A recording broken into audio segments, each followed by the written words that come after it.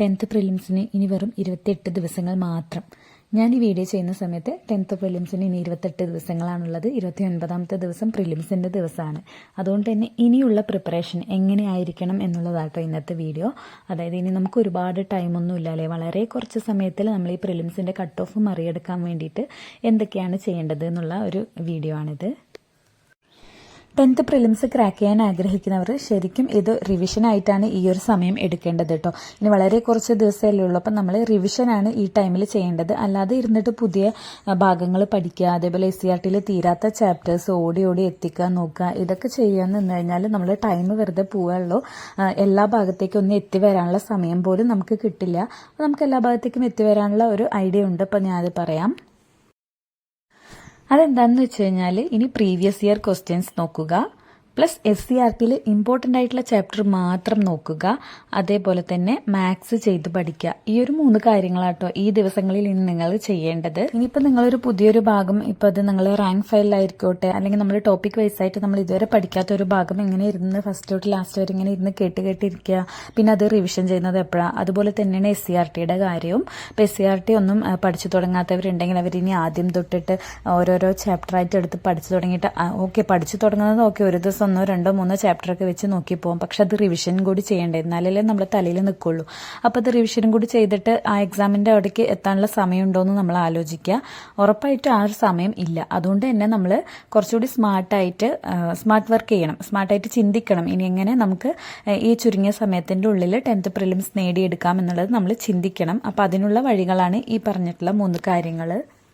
പ്രിലിംസിൻ്റെ സിലബസിലെ ഓരോ ടോപ്പിക്കും നിങ്ങൾ എടുത്തു വയ്ക്കുക. അതിൽ നിന്നും വന്നിട്ടുള്ള പ്രീവിയസ് ഇയർ ക്വസ്റ്റ്യൻസ് മാത്രം പഠിക്കുക. അത് പഠിക്കാൻ എന്താ വഴിയെന്ന് ചോദിച്ചാൽ യൂട്യൂബിൽ തന്നെ ഉണ്ട് കേട്ടോ. ഇഷ്ടം പോലെ മോക്ക് ടെസ്റ്റുകളായിട്ട് തന്നെ കിടക്കുന്നുണ്ടാവും. ആ ഒരു ടോപ്പിക് അടിച്ചിട്ട് മോക്ക് ടെസ്റ്റ് എന്ന് അടിച്ചു കഴിഞ്ഞാൽ വരും. അപ്പം അത് മാത്രം ഇരുന്ന് കേൾക്കുക. അതേപോലെ തന്നെ SCERT ആണെങ്കിലും ഇതേപോലെ ഇമ്പോർട്ടൻ്റ് ആയിട്ടുള്ള ചാപ്റ്റേഴ്സിൻ്റെ വീഡിയോ ഒക്കെ പലരും ചെയ്തിട്ടുണ്ട്.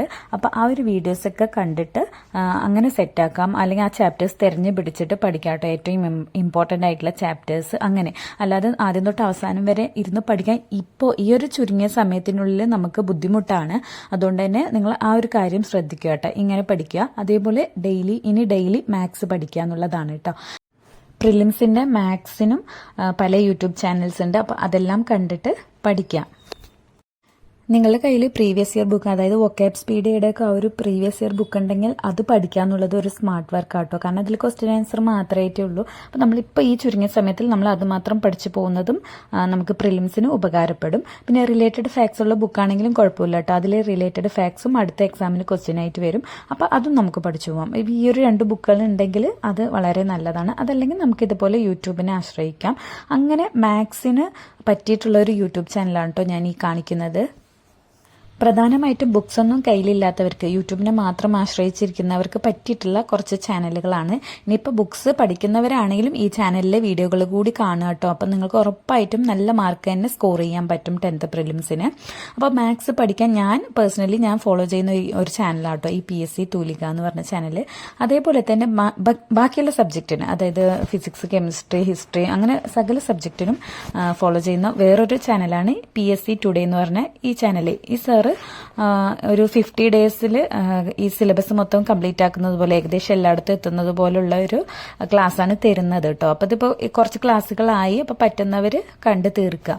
അതേപോലെ ഇപ്പം നിങ്ങൾക്ക് ഏറ്റവും എളുപ്പത്തിൽ ഫോളോ ചെയ്യാൻ പറ്റിയ ഒരു ചാനലാണ് PSC ടിപ്സ് ആൻഡ് ട്രിക്സ് എന്ന് പറഞ്ഞ ചാനൽ. ഇവർ ഒരു 30 ഡേയ്സ് പ്രിലിംസിൻ്റെ സ്പെഷ്യലായിട്ടുള്ള ഒരു പ്രീവിയസ് ഇയർ ക്വസ്റ്റ്യൻസ് ഒക്കെ ആയിട്ട് റിലേറ്റഡ് ഫാക്ട്സും ഒക്കെ പറഞ്ഞു പോകുന്ന ലൈവ് ക്ലാസ് ചെയ്യുന്നുണ്ട്. അതുകൊണ്ട് തന്നെ ഇത് വളരെ ഹെൽപ്ഫുൾ ആണ് കേട്ടോ. ഞാനിത് ഫോളോ ചെയ്യുന്നുണ്ട്, എന്നോടൊപ്പം നിങ്ങളും ഫോളോ ചെയ്യുക കേട്ടോ.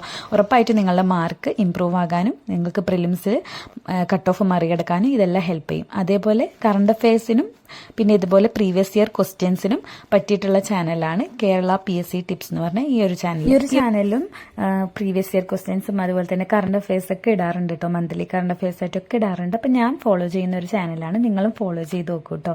ഇനി ഇതല്ലാതെ കുറേ ചാനലുകളുണ്ട്, പക്ഷെ എല്ലാം കൂടി പറഞ്ഞു കഴിഞ്ഞാൽ എല്ലാവർക്കും എല്ലാത്തിലും പോയി ഫോളോ ചെയ്യുമ്പോൾ അത് കണ്ടിന്യൂ ആയിട്ട് തുടർന്നു കൊണ്ടുപോകാൻ പറ്റാതെ വരും. അതുകൊണ്ട് തന്നെ ഈ ഒരു 4 ചാനലുകളാട്ടോ ഞാൻ മെയിനായിട്ട് പറയുന്നത്. അതേപോലെ സക്സസ് ഫയൽ എന്ന് പറഞ്ഞാൽ ഈ ഒരു ചാനലും ഇവരും 10th പ്രിലിംസിൻ്റെ ചെയ്യുന്നുണ്ട്. ഇത് നമുക്ക് ബോറടിച്ചിട്ടിരിക്കുന്ന സമയത്തൊക്കെ കാണാൻ പറ്റിയ ഒരു ചാനലാട്ടോ. കാരണം ഇതിലെല്ലാം മിക്സഡ് ആയിട്ട് ഇങ്ങനെ വരും. അതുകൊണ്ട് തന്നെ നമുക്ക് ഇങ്ങനെ കേട്ട് പോകാം. അടുക്കളയിൽ ജോലിയൊക്കെ ചെയ്യുന്ന സമയത്ത് ഞാൻ മിക്കപ്പോഴും ഈ ഒരു ചാനലാണ് കേട്ടോ കാണാറ്. അതായത് ഈ ഒരു ചാനലാണ് അവിടെ ഓൺ ചെയ്ത് വെക്കുക. അപ്പോൾ നമുക്ക് 1 വേർഡ് ആയിട്ടാണ് അവരുടെ ഉണ്ടാവുള്ളൂ. അതുകൊണ്ട് തന്നെ കേട്ട് പോവാം. മറ്റേതെന്ന് പറഞ്ഞാൽ കുറച്ചൊക്കെ സ്റ്റേറ്റ്മെൻറ്റ് ക്വസ്റ്റ്യൻസും ഉൾപ്പെടുത്താറുണ്ട്. അപ്പോൾ അതൊക്കെ നമ്മൾ കറക്റ്റായിട്ട് ഫോളോ ചെയ്യണമെന്നുണ്ടെങ്കിൽ നമ്മളത് നോക്കിയിരിക്കേണ്ട വേണമല്ലേ. അപ്പോൾ ഈ ഒരു സക്സസ് ഫെയിൽ എന്ന് പറഞ്ഞ ചാനൽ നമുക്ക് ജോലി ചെയ്യുമ്പോഴും കേൾക്കാം. അങ്ങനെ ഈ ചാനലുകളെല്ലാം കണ്ടു കഴിഞ്ഞാൽ നിങ്ങൾ പിന്നെ ചെയ്യേണ്ട കാര്യം എന്താ പറയുക, OMR എഴുതി ശീലിക്കുക. അതേപോലെ മോക്ക് ടെസ്റ്റുകളും ചെയ്യുക എന്നുള്ളതാണ് കേട്ടോ. ഈ ഒരു സമയത്ത് നമുക്ക് ചെയ്യാനുള്ളത്, അതായത് ചുരുങ്ങിയ സമയത്ത് നമുക്ക് ഇതൊക്കെയാണ് ചെയ്യാനുള്ളത്. ആഴ്ചയിൽ ഒരു തവണ നിങ്ങൾ OMR എഴുതുക. ബാക്കിയുള്ള ദിവസങ്ങളിൽ ഞാൻ പറഞ്ഞ പോലെ ഈ വിഷയങ്ങളെല്ലാം പഠിക്കാം. അപ്പോൾ ഞാനും ഇതെല്ലാം ഫോളോ ചെയ്യുന്നതാണ്. അതുകൊണ്ട് തന്നെ നമുക്ക് ഒരുമിച്ച് വിജയിക്കാം ഈ 10th പ്രിലിംസിന്. ഓക്കെ, അപ്പോൾ നമ്മൾ കൺസിസ്റ്റൻ്റ് ആയിരിക്കണം കേട്ടോ. അതായത് ഇന്ന് കണ്ടു നാളെ ആ ക്ലാസ് കാണുന്നില്ല, മറ്റന്നാൾ എല്ലാം കൂടി ഒന്നിച്ചിരുന്ന് കാണാം, അങ്ങനെ ആകുമ്പോൾ നടക്കൂല കേട്ടോ. കാരണം ഒരുപാട് ലോഡാകുമ്പോൾ നമുക്ക് മടിയാവും.